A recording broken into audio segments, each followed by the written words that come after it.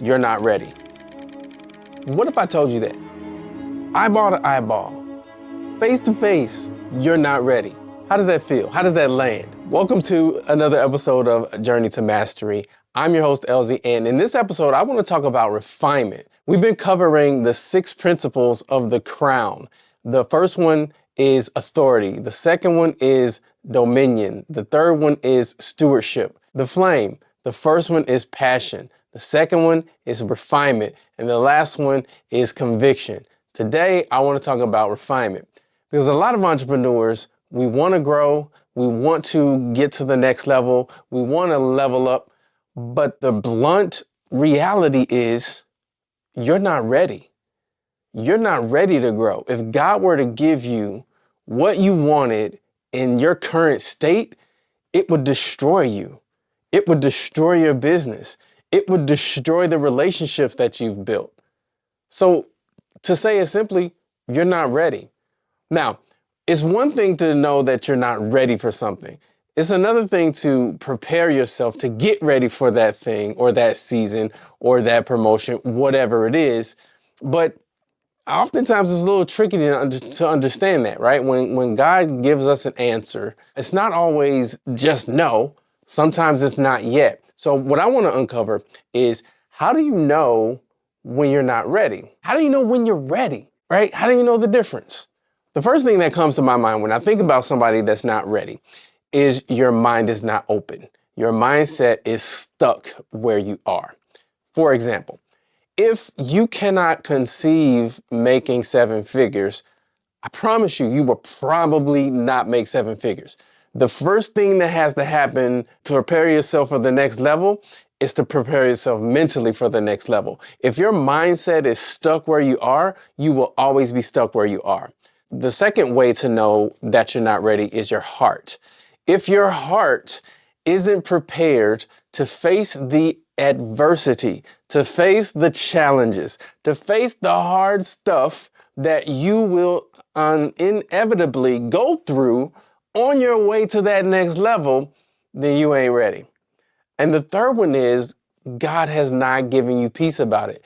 If God has not spoken it into your heart, into your mind, and into your spirit that this is the time and this is the season, you will run in circles like the Israelites did for 40 years. You will bump your head up against the wall, opposition against opposition, and you will not break through if God hasn't said that it's time for you to break through, okay? So I know that was hard to hear because you think that you're ready, you feel like you're ready, you've been waiting a long time, but oftentimes faithfulness is refined in the fire. Faithfulness is refined in the purification of our hearts, of our minds, and of our bodies, physically even. And oftentimes leveling up comes after all of that, right? Leveling up comes after you've learned the lesson, you've gone through the hard stuff, you've prepared your mind, you've prepared your heart, you've done the work, you've done the actions, you've taken the steps needed, then you get elevated. And oftentimes it can feel like it's taking forever for that elevation to come. But I promise you, if you do the right things, if you do the work on your mindset, you do the work on your soul, you do the work on your spirit, you do the work in your business, you will get to that next level. So this is going to be a short and simple episode today because, listen, I just wanted to give you those 3 ways to know that you're not ready. Okay. Now, here's some signs and signals that you are ready. Number 1, you get bored in doing the things that you're doing, not the things that are boring, but the things that used to excite you, the things that used to get you up in the morning, the things that used to add that fire and that passion and that energy. They start to be a drain or a drag. That's the first sign, the signal that it may be time for something else. Now, maybe it's a lateral move, maybe it's a level up, maybe it's a step back. Whatever that next step is, that's usually the first signal that I get that it might be time to think about what's next. The second thing is you'll start to get signals from both yourself, your person, your team, and people around you they'll start to say things like, man, you're really great where you are, Elsie, but man, what would it be like if you were to do this or to go here or to do that?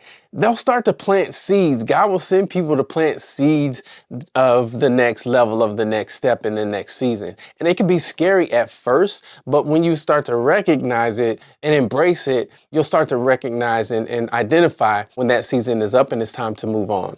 The third thing is it becomes increasingly uncomfortable. The best analogy I can think of is when you think about an eagle's nest, and you got the little birdies in the nest, and as long as it's comfortable, when it's windy, they have, protection. When other animals try to eat them, the mothers protect them. They don't have to worry about falling out of the nest. Everything is good. They're fed. They got everything they need. Those birds will never leave the nest.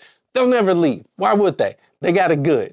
It's only when maybe in that storm there was a draft in the nest and it wasn't quite as comfortable and we almost got eaten yesterday and things just aren't as comfortable as they used to be. That's generally speaking a sign that it might be time for you to move to the next thing and to the next level. So the point of everything that I'm saying here is you will not grow to the next level until you have been refined, until God has pruned and pricked all the things away that need to be pricked and pruned away for you to be ready for the next level, because every level is going to be a new set of challenges, it's going to be a new set of learning, a new set of discovery, and a new you that has to be refined and ready for the next level. So listen, if you got value from that, and I'm hoping that you did, send it to somebody that you know, a faith-driven entrepreneur that wants to grow God's way. And if you haven't already, sign up, subscribe for this YouTube channel. Okay, that's step number one. And also join the Journey feed, because I'm dropping nuggets. I'm sharing my journey as I go on, and things that I learn and insights and things that God has given me. So do those two things for me. I will be eternally grateful, and we'll talk to you next time. Oh yeah, oh yeah, can I get a oh yeah, can I get a